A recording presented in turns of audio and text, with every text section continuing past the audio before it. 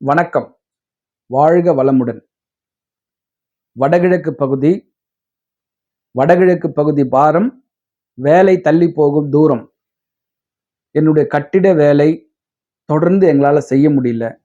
காரணமே இல்லாத நின்னுகிட்டு இருக்கு. தொடர்ந்து எங்களால வேலை செஞ்சு முடிக்க முடியல அப்படின்றவங்களுக்காக இந்த பதிவு. மூவிரு முகங்கள் போற்றி முகம்பொழி கருணை போற்றி, ஏவரும் துதிக்க நின்ற ஈராறு தோள் போற்றி, காஞ்சி மாவடு வைகும் செவ்வேல் மலரடி போற்றி, அண்ணான் சேவலும் மயிலும் போற்றி, திருக்கைவேல் போற்றி போற்றி, வெற்றிவேல் முருகனுக்கு கரோகரா. அதாவது நம்ம நிறைய பதிவுல சொல்லியிருக்கோம். நிறைய நேரா போகும்போதும் சொல்றோம். வடகிழக்கு பகுதியில வெயிட் வைக்காதீங்க அப்படின்னு சொல்லி. ஆனா அதை மக்கள் அதை சரியான முறையில கேட்க மாட்டேன்றாங்க. அது வேணும்னே வைக்கிறாங்களா என்னன்னு தெரியல எனக்கு. ஒண்ணு அந்த கட்டிட உரிமையாளர் பார்க்கணும். இல்லைன்னா அந்த மெனக்கிட்டு வேலை செய்யற அந்த கொத்தனார் பார்க்கணும். இவங்க 2 பேருமே பார்க்காம விட்டுறாங்க. கொத்தனாருக்கு நிறைய வீடு பிடிச்சிருப்பாரு. இந்த வீடு செய்யணும், அந்த வீடு செய்யணும், இந்த வேலைக்குது, அந்த வேலைக்குது அப்படின்ற ஒரு அவசரம் மன ஓட்டத்துல அவர் அதெல்லாம் கவனிக்க மாட்டார். மெட்டீரியல் கொண்டு வரீங்களா, எங்கன்னா கொண்டு வந்து இறக்குங்க அப்படின்னு சொல்லிட்டு அவங்க இறக்கிடுவாங்க. ஆனா இந்த வீட்டு உரிமையாளர் இருக்காங்க பாருங்க, அவங்க அந்த கொத்தனாரை நம்பி வேலையை விட்டுருவாங்க. ஒரு மெட்டீரியல் கான்ட்ராக்டாவோ இல்ல லேபர் கான்ட்ராக்டாவோ விட்டுட்டு இவங்க பாட்டுன்னு இவங்க மற்ற வேலையை பார்த்துட்டு இருப்பாங்க. இவங்களுக்கு பல தொழில் இருக்கும், அந்த தொழிலை பார்த்துட்டு இருப்பாங்க. ஆனா அங்க வேலை நின்னு போகும். இது ஏன் நிக்குது? அது பணம் இருக்கும், வேலை செய்யறதுக்கு ஆட்கள் இருக்காங்க, வேலைக்கு உண்டான பொருட்களும் இருக்கு. ஆனா வேலை மட்டும் நடக்காது, நிக்கும். அந்த மாதிரி நம்ம சொல்லிக்கிட்டு இருக்கோம், இந்த மாதிரிலாம் பண்ணாதீங்க, வடகிழக்கு பகுதி வைக்காதீங்க வைக்காதீங்கன்னு சொல்லி. ஒரு 3 மாசத்துக்கு முன்னாடி ஒரு டாக்டர் ஃபேமிலி ஒரு மாடிப்படி அமைக்கிறதுக்காக நம்மள கூப்பிட்டாங்க. நம்ம போயிட்டு அவங்க இந்த சென்ட்ரிங் ஒர்க் பண்ணிட்டு இருக்காங்க. வடகிழக்கு பகுதியில மாடிப்படி போட்டு, இங்க போடாதீங்க அப்படின்னு சொல்லி அவங்கள வடமேற்கு பகுதியில ஓப்பன் படியாவும் கேன்டிலிவர் டைப்ல படி போட்டுக்கங்கன்னு சொல்லிட்டோம். அப்போ அவங்க வடகிழக்கு பகுதியில அந்த கட்டுமான பொருட்களான செங்கல், ஜல்லிலாம் கொண்டு அங்க வடகிழக்கு பகுதி தான் இறக்கி வச்சிருந்தாங்க.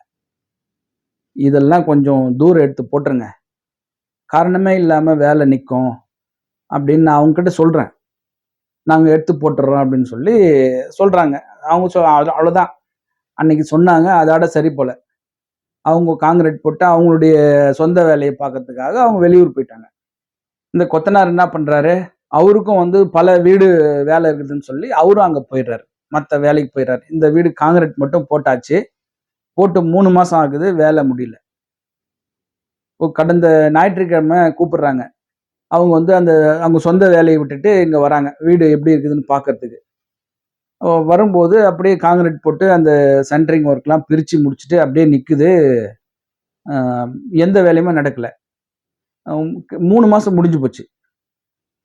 அப்ப அந்த அம்மா கூப்பிடுறாங்க, வீட்டுக்கார அம்மா, சார் கொஞ்சம் வாங்க, எங்களுக்கு சின்ன சின்ன டவுட் இருக்குது அப்படின்னு.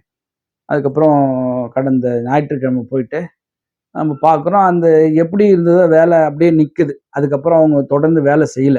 அந்த காங்கிரீட் போட்டு விட்டதோட நிக்குது. என்னம்மா, நான் இந்த வடகிழக்குல இந்த கல் எடுக்க சொன்னேன், நீங்க ஏன் எடுக்கல?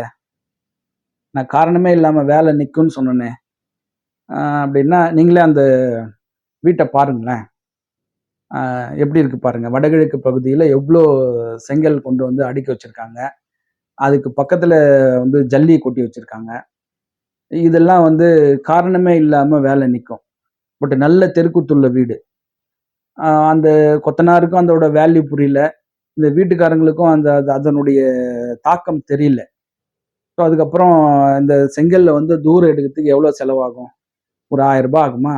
எடுத்து போடுங்க. இல்ல நீங்க மேல கட்டுற மாரி இருந்தா மேல எடுத்துன்னு போய் போட்டுருங்க, இங்க வைக்காதீங்கன்னு சொல்லிட்டு வந்திருக்கிறோம். இப்போ அவங்க கிட்ட பணம் இருக்கு. நிறைய பணக்காரங்க தான் அவங்க. நிறைய பணம் இருக்கு. வேலை செய்ய ஆட்களும் இருக்கிறாங்க. ஆனா வேலை நடக்கல.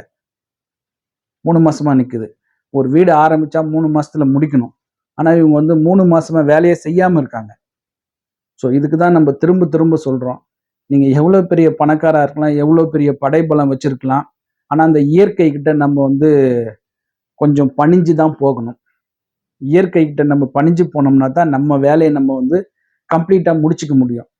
அதுக்கு வந்து ஏழை, பணக்காரன், உயர்ந்த ஜாதி, தாழ்ந்த ஜாதிலாம் வந்து இயற்கைக்கு தெரியாது. அதோட விதிப்படி தான் அது நடக்கும். ஸோ நம்மளும் அந்த விதிய ஒத்தாப்புல வாழ்க்கைய நம்மளும் நகர்த்திக்கிட்டு போனோம்னா, அந்த இயற்கையோடு சேர்ந்த மாதிரியான ஒரு வாழ்க்கைய நம்ம அமைச்சுக்கும்போது தான் நம்முடைய வாழ்க்கை நல்ல வாழ்க்கையா இருக்கும். ஸோ அதுக்கு ஒரு சிறிய உதாரணம். வடகிழக்கு பகுதியில நீங்க வெயிட் வச்சீங்கன்னா, வேலை வந்து காரணம் இல்லாமல் நிக்கும்னு சொல்றோம். அதுக்கு உதாரணமா நான் இந்த வீட்ட உங்களுக்கு காமிச்சிருக்கேன். நீங்களும் இந்த மாரி வீடு கட்டும்போது, வடகிழக்கு பகுதியில எந்த வெயிட்டையும் வைக்காம, எடுத்துன்னு வந்து இறக்குறீங்கன்னா, அன்னைக்கே காலி பண்ற மாரியான பார்த்துக்கோங்க. இல்லன்னா அங்க வைக்காதீங்க. அப்படி வச்சீங்கன்னா, உங்களுக்கு காரணம் இல்லாமல் வேலை நிக்கும். உங்களால வேலை தொடர்ந்து செஞ்சு முடிக்க முடியாது. மீண்டும் ஒரு அற்புதமான வாஸ்து தகவலுடன் சந்திக்கின்றேன். "ஆறிரு தடந்தோள் வாழ்க, ஆறு முகம் வாழ்க, வெற்பை கூறுசெய் தனிவேல் வாழ்க, குக்குடம் வாழ்க, செவ்வேள் ஏறிய மஞ்சை வாழ்க, யானைத்தன் அணங்கு வாழ்க, மாறிலா வள்ளி வாழ்க, வாழ்க சீர் அடியார் எல்லாம். வெற்றிவேல் முருகனுக்கு அரோகரா." வணக்கம். வாழ்க வளமுடன். எல்லாம் செயல்கூடும்.